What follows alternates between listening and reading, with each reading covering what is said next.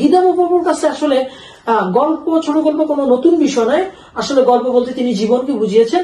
তিনি বিশ্বাস করতেন মানুষের দৈনন্দিন জীবনে গল্প। যেমন তার নেকলেস, তার গল্পটা আমরা দেখি, যেখানে দেখা যাচ্ছে যে একজন মধ্যবিত্ত কেরানির স্ত্রী, মধ্যবিত্ত ঘরের মেয়ে, তার খুবই ইচ্ছে হয় যে সে মন্ত্রীর দাওয়াতে যাবে, একটা হীরার নেকলেস পরেছে। সে তার ধনী বান্ধবী থেকে হীরার নেকলেস পরে সে সেখানে যায় এবং সে উদযাপন করে ভালোভাবে, কিন্তু একসময় সে নেকলেসটা হারিয়ে ফেলে। নেকলেসটা হারানোর পরে দেখা যায় যে সে এই হীরার নেকলেসটা ঋণ করে ব্যাংকে তার বাসা বন্ধক দিয়ে হচ্ছে হীরার নেকলেসটা সে কিনতে, এবং তার চাকর বাকরকে বিদায় করে 10 বছর যাবৎ সে গরু খাটুনে তার সৌন্দর্য, তার আভিজাত্য সব সে হারিয়ে ফেলে।